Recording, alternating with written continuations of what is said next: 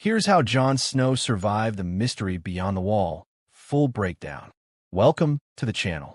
Subscribe if you love House of the Dragon, Game of Thrones, and deep dives into Westerosi lore. Let's begin. Jon Snow, the Bastard of Winterfell, the king in the north.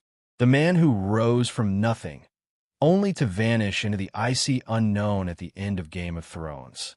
But what if his story didn't end there? What if Jon's journey beyond the wall was just the beginning of a new, darker, more profound tale? Today, we dive deep into how Jon Snow survived the mystery beyond the wall. The secrets, the danger, and the shocking theories that might rewrite what we thought we knew about Westeros and its true heir. Season 8, Episode 6. The Iron Throne lies in molten ruins. Daenerys is dead, the realm broken, and Bran the Broken is crowned king. Jon Snow, after killing the Dragon Queen, is sentenced to exile, a symbolic nod to the Night's Watch. But here's the twist.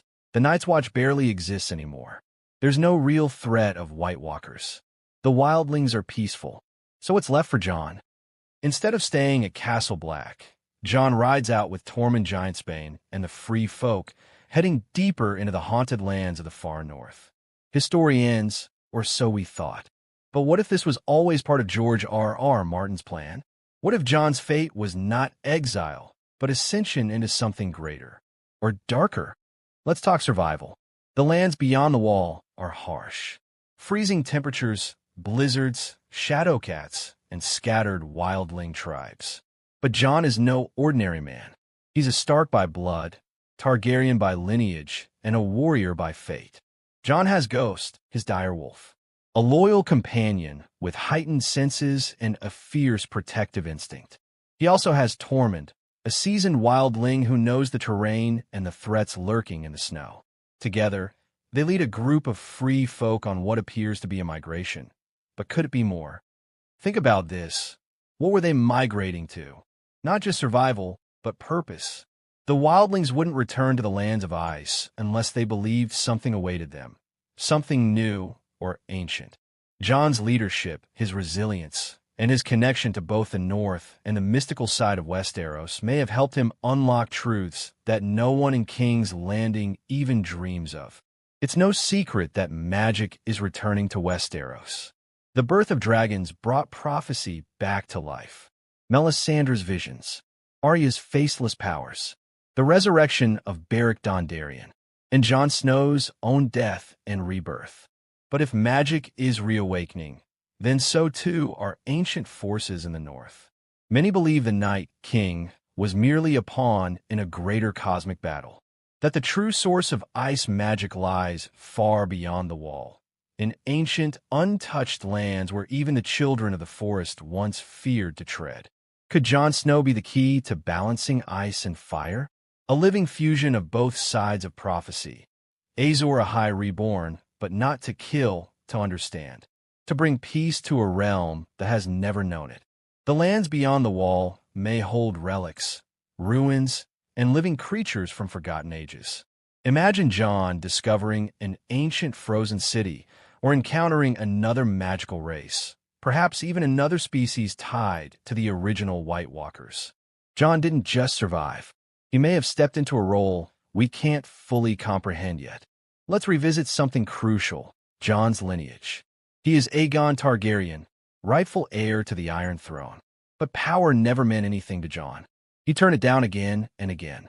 So what does a man like that truly seek? Peace, identity, redemption. Jon's destiny may not be to rule Westeros, but to protect the world from itself. Just as the first men once warred with the children of the forest, so too could new wars rise from misunderstanding and fear. Jon's role may be that of a bridge between the known and the unknown, between the past and the future.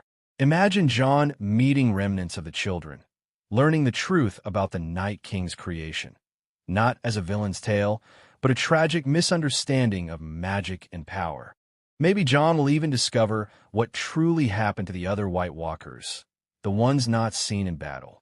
Could they still be lurking, imprisoned, or sleeping, waiting for another imbalance in nature to awaken them? Let's break down the strongest fan theories that attempt to explain Jon's true role post-Game of Thrones. Theory 1. The King Beyond the Wall Reborn. Jon could take on a mantle once held by Mance Rayder, the uniters of the free folk. With the Night's Watch gone and the realm fractured, Jon could create a new nation in the north. A kingdom built not on bloodlines, but freedom. Theory 2. The True Last Hero. According to legend, the last hero journeyed into the Deadlands to find the children of the forest and end the long night. Could Jon be repeating history, retracing that path, and uncovering how to prevent another Night King? Theory 3. Jon as a guardian of magic. Magic is growing unstable, with dragons dying, old spells fading, and new sorceries awakening. Jon may become a kind of magical sentinel, not a sorcerer, but a protector of balance, watching over the thin veil between life and death, light and shadow. Theory 4. The Spirit of Ice and Fire. Jon's rebirth may have made him something more. Half alive, half otherworldly. He could be a living vessel of both Lawler and the icy gods of the north. A walking contradiction destined to watch the world from beyond.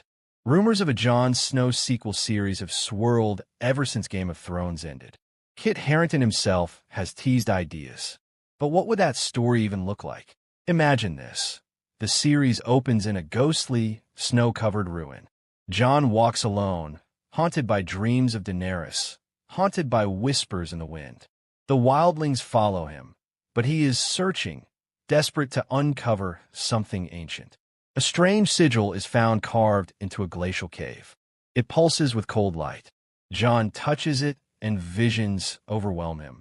Of the first long night, of dragons made of ice, of a being older than the Night King. The show could explore not just survival, but purpose. It could finally answer questions left unsaid in the original series. What was the Night King's true goal? Were there more like him? What happens to a man who has cheated death twice? It could be a quiet, slow-burn mystery, filled with suspense, exploration, and internal conflict. A Western in the snow, as Kit once described it. Jon's story was always about identity. Raised as a Stark, treated as a bastard, revealed as a Targaryen, but never truly belonging. His exile is not a punishment, it's freedom. Westeros is a broken machine. Jon's departure from it reflects the hope that some things, some people, are meant to walk a different path. Not to rule, not to fight, but to protect. To watch, to learn. It's poetic. The man who always wanted to belong finally finds his place. Not in a throne room, but in the wild. In many ways, Jon Snow represents the soul of Game of Thrones. Morality in a world of gray. Sacrifice without reward. Duty above desire. And that's why his survival beyond the wall matters more than any crown. Let us know in the comments. Do you want a Jon Snow spinoff? What do you think he found beyond the wall? And do you believe he'll ever return to Westeros? This has been Here's How Jon Snow Survived the Mystery Beyond the Wall. Subscribe for more Epic Thrones content, deep dives, and fan theories. And remember, the North remembers.